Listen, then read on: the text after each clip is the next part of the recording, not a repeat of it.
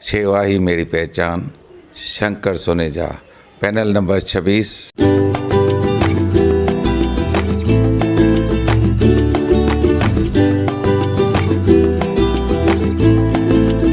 सेवा ही मेरी पहचान, Shankar Soneja, panel number 26। Rishto.com online Sindhi matrimony. More than 26,000 trusted families. Counseling with utmost honesty. Free registration. Nominal membership fees. No commission after marriage. Free Rishto meet with refreshments. Rishto.com online Sindhi matrimony. नमस्कार, मैं राजेश दलवानी। आप देख रहे हैं उल्लास line bulletin. शहर की ताज़ा खबरें देखने के लिए हमारे न्यूज़ चैनल को जरूर सब्सक्राइब करें। बाकी भी बहुत सारी 20 बिल्डिंगें गिर चुकी हैं और 20-25 अभी भी अति धोखादायक हैं। हर बार कारपोरेशन जो है वो उन्हें नोटिस भेजती है, लाइट बिजली कट करती है और एक एजेंसी भी अपॉइंट की है जो उनका स्ट्रक्चरल ऑडिट करे। पर दुख के साथ बोलना पड़ता है कि हमारे पास उल्लासनगर में ट्रांजिट कैंप कोई है नहीं। जो बिल्डिंगें गिरी हैं वो लोग भी दर रास्ते पे भटक रहे हैं। कम से कम 2000 फैमिलियां बर्बाद हैं और रास्ते पे आ गई हैं। अध्यक्ष महोदय, तो कल भी सिंदड़ी सागर एक बिल्डिंग है, उसका एक स्लैब गिर गया है। तो मुझे ये बोलना है कि मैंने बहुत बार यहाँ डिमांड किया है कि जो धोखादायक डायलिपिटेड बिल्डिंग है। कल्याण मैडम, ये जो आधा चर्चा है ये मुंबई शहर की है, मुंबई शहर की। और आप उल्लासनगर की बात कर रहे हैं। कायदे कानून जो है वो सिमिलर ही होते हैं ना साहब। तो मैं भी उनके पास उनका उत्तर होना ना। मैं भी यही डिमांड कर रही हूँ साहब के कोई अच्छा पैकेज हमारे शहर के लिए दीजिए। और FSI 4 ढाई FSI में 2 में वो बिल्डिंगें जो है रीडेवलपमेंट में जा नहीं सकती हैं। और उससे सबसे ज्यादा विशेष बात यह है कि उल्लासनगर के काफी सारे बिल्डरों ने, भूमाफियाओं ने वो बिल्डिंगें गरीबों से खरीदनी, सस्ते दाम में खरीदनी शुरू करी है। तो अगर आप कोई भी जो पॉलिसी हमको बना के देते हैं तो ये कंडीशन जरूर डालिए कि जो बिल्डिंग के फ्लैट ओनर हैं उनको बिठा करके बाकी बिल्डर को जो भी कमाना है वो कमाए।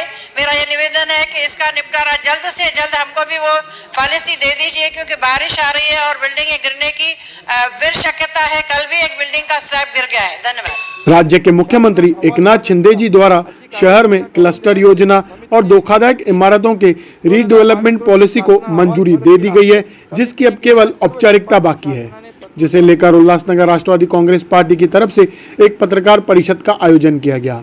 आइए जानते हैं इस पत्रकार परिषद में राष्ट्रवादी कांग्रेस पार्टी के नेताओं ने पिछले 12 साल से 60 से अधिक इमारतें उल्लासनगर शहर में गिरी है।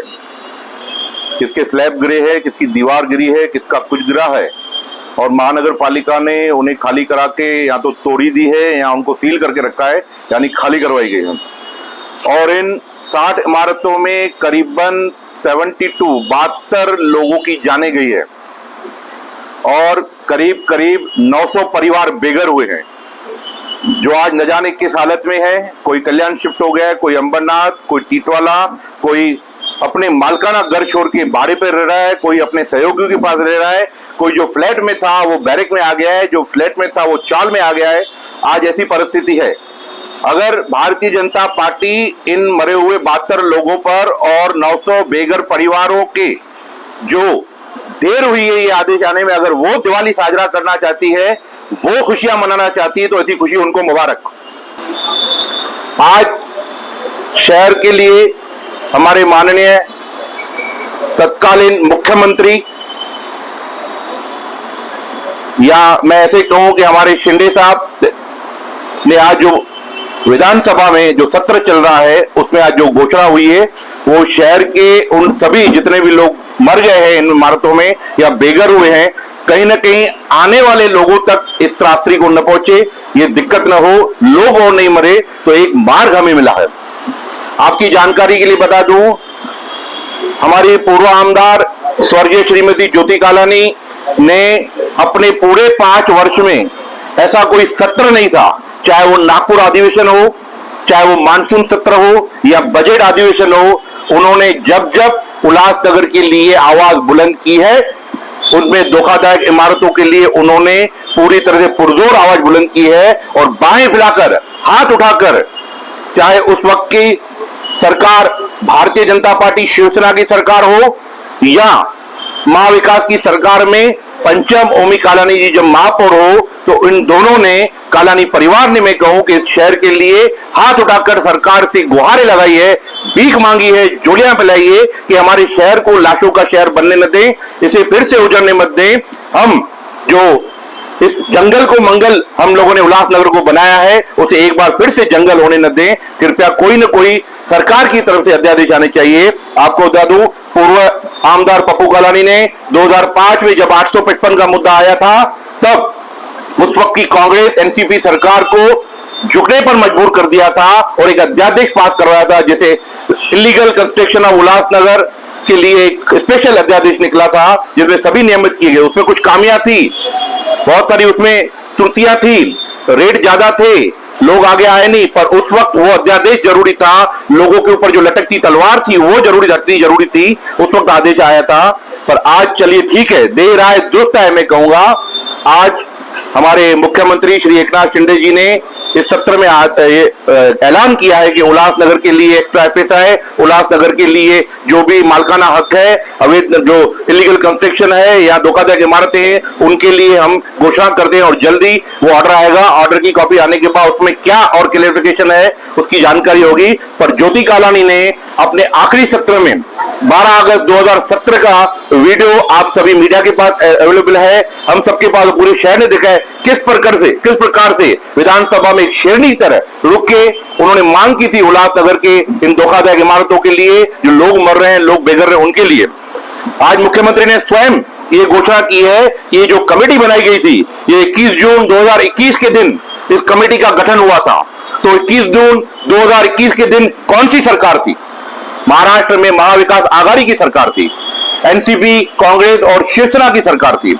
इस सरकार ने उससे पूरी तरह से गंभीरता से लिया और कमेटी गठित हुई 12 साल के बाद, और उस कमेटी ने अपना पूरा यहाँ के लोगों से मिलकर, यहाँ के उस वक्त के नेताओं से मिलकर, यहाँ के जो वास्तु विचारक थे, आर्किटेक्ट से, इंजीनियर थे, उनसे मिलकर एक मसौदा तैयार किया था शहर हित के लिए। उसमें बहुत सारे सुझाव हमारी उस वक्त की महापौर पंचम ओमी कालानी ने दिए थे। ओमी कालानी ने वास्तु विशारदों उनके साथ बैठ के बहुत बड़ा एक अच्छा मसौदा बना के दिया था। और आज मुख्यमंत्री ने यह भी घोषणा की कि उनकी मान्यता, वो जो कमेटी ने जो 21 जून 2021 के दिन कमेटी बनी थी, उसकी जो मान्यता दी गई है वो 31 मार्च 2022 के दिन दी गई है। तो मैं जानना चाहूंगा कि 31 मार्च 2022 को कौन सी सरकार थी? उस वक्त भी महाराष्ट्र में महाविकास आघाड़ी की सरकार थी, यानी कांग्रेस, एनसीपी और शिवसेना की सरकार थी। यानी पिछली सरकार ने अपना पूरा काम कर दिया था, मात्र ऐलान बाकी था। मैं धन्यवाद एकनाथ शिंदे जी को, जो आज मुख्यमंत्री है, बिल्कुल उनको करूंगा, क्योंकि उस वक्त वो नगर विकास मंत्री थे, वो शहर के महाराष्ट्र थाना के पालक मंत्री भी थे। उन्होंने पूरी तरह से कार्यरत रहकर, पूरी तरह से जब हम गए, हमने उनको गुहार लगाई, उन्होंने कहा कि हम बना रहे हैं, आपके अहवाल आ चुके हैं, कमेटी ने रिकमेंड किया है, उसको पूरी तरह से कर रहे हैं। हम अपने खासदार का भी धन्यवाद करते हैं यहाँ पर, कि उन्होंने भी पूरी मेहनत की है।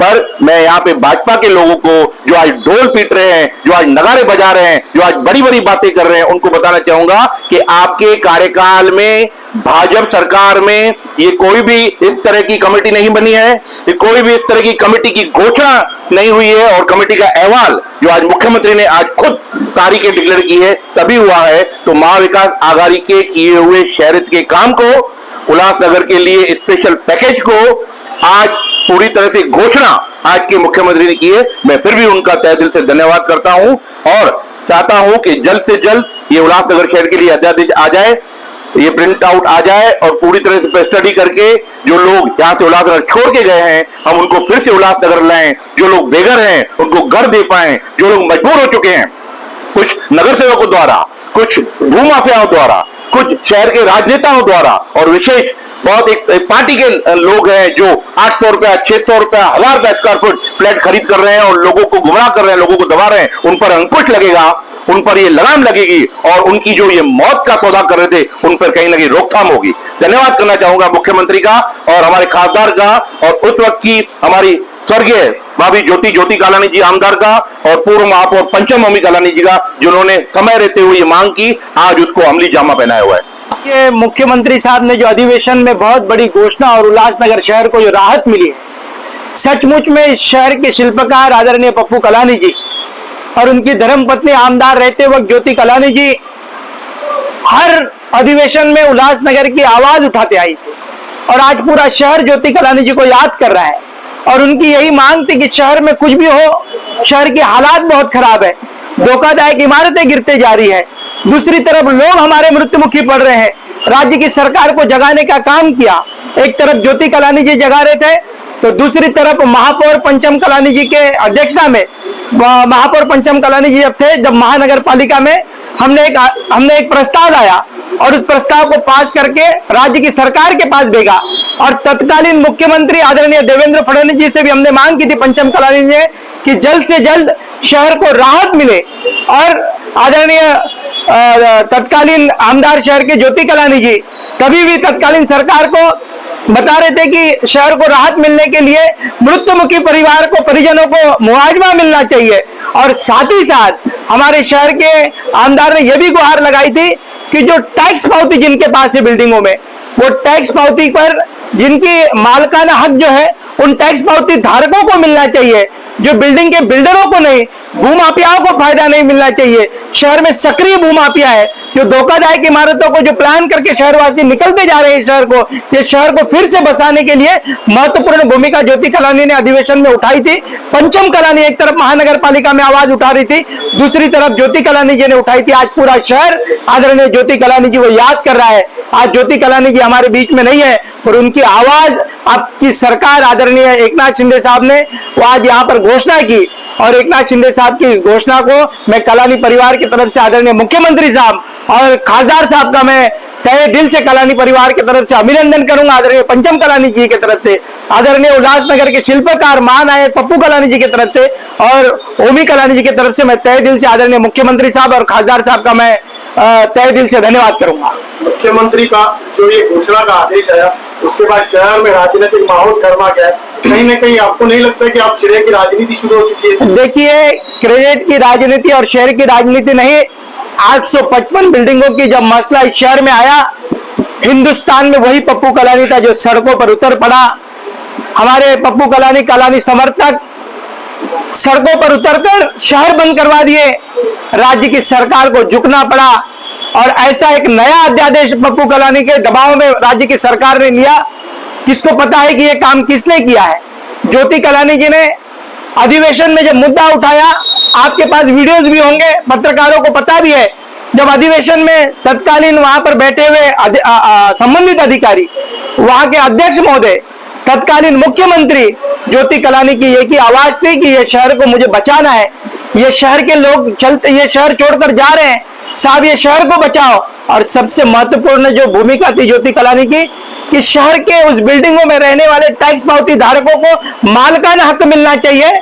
कहा वो फिर बिल्डर जागरूक ना हो जाए, वो फिर बिल्डर जाकर उस बिल्डिंग पर अपना मालकाना हक ना जमाए। बिल्डर और भूमाफियाओं के खिलाफ किसी ने भूमिका ली होगी, वो ज्योति कलानी ने ली और मालकाना हक देने का किसी ने काम किया, वो कलानी परिवार ने किया। पंचम कलानी एक तरफ महानगर पालिका में अपनी आवाज उठाती रही तो दूसरी तरफ ज्योति कलानी महाराष्ट्र के अधिवेशन में अपनी आवाज उठाती रही। और आज आप देखोगे कि मुख्यमंत्री साहब ने जब घोषणा की तो उस घोषणा में आप तक GR भी आ जाएगा।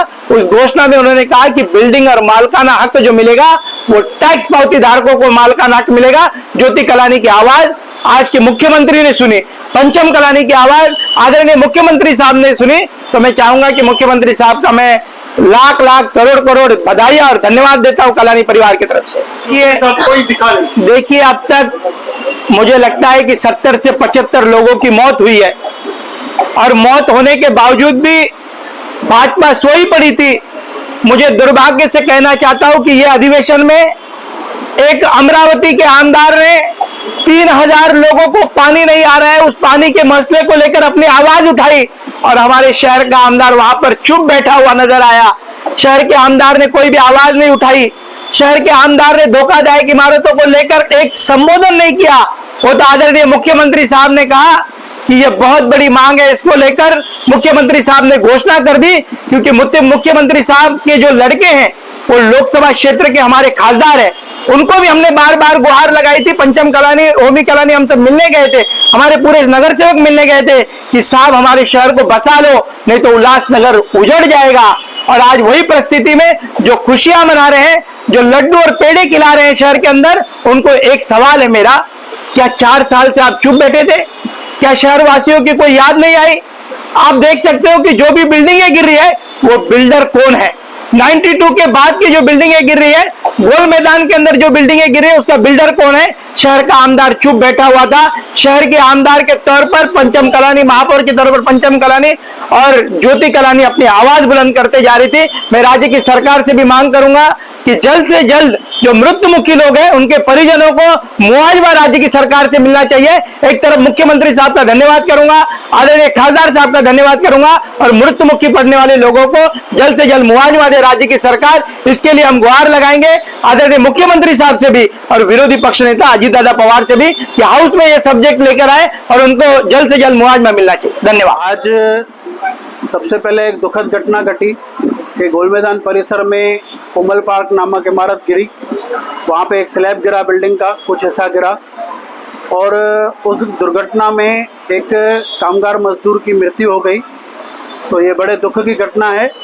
सबसे पहले तो हम उस पर दुख व्यक्त करते हैं। साथ ही साथ एक उल्लासनगर शहर के लिए पॉजिटिव न्यूज़ आई। मानसून सेशन में हाउस में हमारे सम्माननीय मुख्यमंत्री जी ने घोषणा की है कि उल्लासनगर में जो धोखादायक इमारतें हैं उनके लिए पुनर्वसन योजना बनाई गई थी। जो समिति ने वो योजना सरकार के पास फॉरवर्ड की थी, उसको राज्य सरकार ने मंजूरी दी है, मुख्यमंत्री ने मंजूरी दी है। अभी FSI 4 के हिसाब से बिल्डिंगों का पुनर्वसन रीडेवलपमेंट किया जा सकता है।